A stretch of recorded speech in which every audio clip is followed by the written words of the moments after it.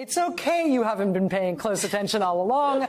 They, in this conversation, are going to recap the whole story. And not only will they get to the big answer, the big whodunit, they will also give you the solutions to all the other little mysteries and red herrings that popped up over the course of the story. That was Michael Agatha Christie Cohen today. So, for example, why did Michael Cohen make the hush money payments to Stormy Daniels from his home equity line of credit rather than from, I don't know, his bank account? We learned today it's because that account was paperless. No statements related to that home equity line of credit were going to be mailed to his house. So Michael Cohen's wife was never going to see some inexplicable $130,000 payment on a statement and question him as to what he was up to. Now we know. Also, why, when the reimbursement was made to Michael Cohen for him paying for Stormy Daniels' hush money, why did that include not just the Stormy Daniels reimbursement, but a bunch of money for a bunch of other things? Well, we learned today that this was going to be the last money Michael Cohen ever received from the Trump Organization. In these payments, they included everything he was owed. They were zeroing him out. He was leaving the company. And why was he doing that? Because if Michael Cohen was still a Trump Organization employee like he had been, it wouldn't make sense for him to be getting checks as a retainer for legal services. He would just be getting a salary like he had been for years before. So instead, Cohen leaves the Trump Organization, becomes the personal attorney to the president, which makes the legal retainer checks look like that was how Trump was paying for Cohen's services as his personal attorney. In reality, Cohen was never paid anything for being personal attorney to the president. That's just what they called it. That's just what they called him, so it wouldn't look so weird that Trump was paying him $35,000 checks every month. Oh, now that makes sense. Now we know. Contrary to Trump's denials that he had sex with Stormy Daniels, Michael Cohen testified today that when he asked Donald Trump if anything had happened between him and Stormy Daniels, Trump bragged to Michael Cohen that, yeah, even though he was there at this golf event with Big Ben Roethlisberger, the women there, like Stormy Daniels, they wanted him more than they wanted Big Ben. Michael Cohen gave testimony today that Donald Trump was in the room where it happened, in the worst possible way. The one piece of paper that has emerged in this case that is the most important piece of paper of all is this one. This document, People's Exhibit 35, is the smoking gun document in this first ever criminal trial of an American president.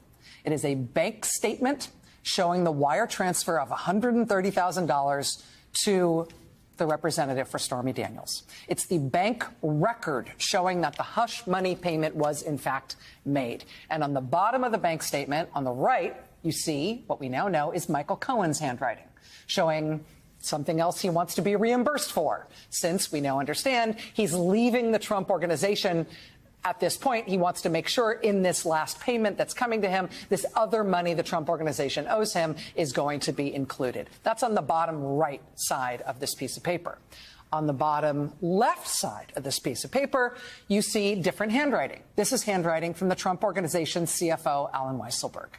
And it's him doing the math. This is how much Michael Cohen is owed. Since we're going to lie and say this is income for him instead of the reimbursement that it actually is, that means he's going to have to pay taxes on it. So here's how much we'll add to what we're paying him to account for the taxes he's going to have to pay. Here's the add additional bonus line because he said he was owed money on his annual bonus and he's never getting another one because he's leaving the organization. Here's the over 12s part at the bottom there. That means we're going to pay it over 12 months. So it's $420,000 over 12 months. That's $35,000 a month. That's Alan Weisselberg doing the math. That document, People's Exhibit 35, what prosecutors have laid out is that that is the smoking gun document that shows the crime. It shows what the payment was really for and how it was disguised as something else in the business records of the Trump Organization. And it was disguised as something else in order to conceal its true nature, because its true nature was that it was a campaign expenditure. That's the prosecution's case. That document shows the crime. But today, Michael Cohen testified for the first time that Trump was there for it. That he, Michael Cohen, and Alan Weisselberg, the Trump CFO, talked it over, during which time they made those notes on that piece of paper. That's why there's two different sets of handwriting on that piece of paper. After the two of them marked up that piece of paper the way I just described, they then took that piece of paper and marched it down to Donald Trump's office on the 26th floor of Trump Tower. And with that paper in hand, the three of them had a discussion about what exactly they were doing and why they were doing it. And he said, do it. Did Mr. Weisselberg have with him this document, People's Exhibit 35? He did. Did he show this document to Mr. Trump? Yes. Michael Cohen testifying today for the first time that just before leaving to be inaugurated as President of the United States, Donald Trump reviewed the smoking gun document that laid out the crime. He then talked in detail about the crime with his CFO and with Michael Cohen, and he said, quote, do it.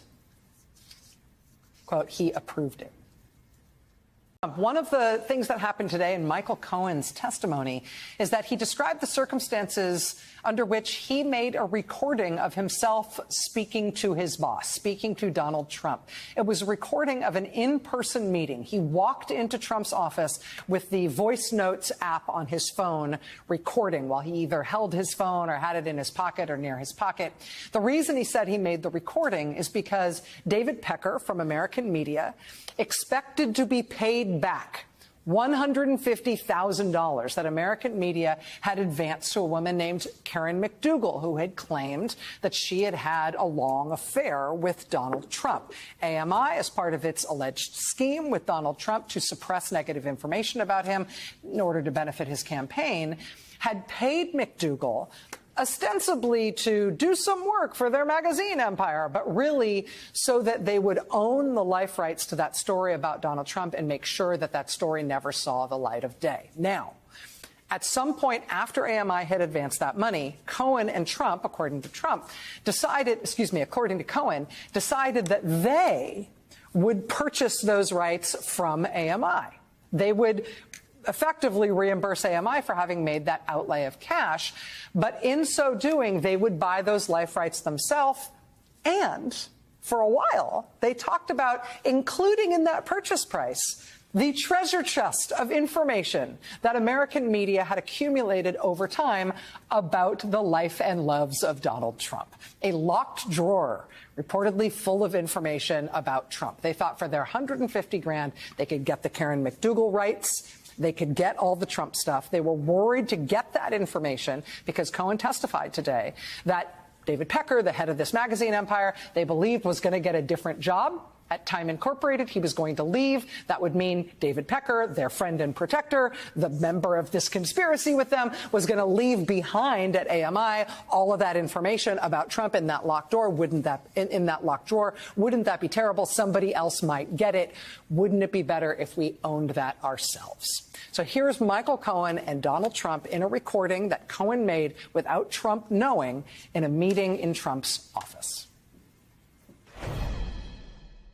I've spoken to Alan Weisselberg about how to set the whole thing up with so what are we funding.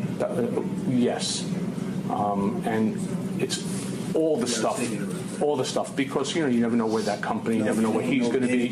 Correct. So I'm all over that, and I spoke to Alan about it when it comes time for the financing, which will be. Listen, what financing? We'll have to pay you. So I'll pay the cash. No. I got no. Check.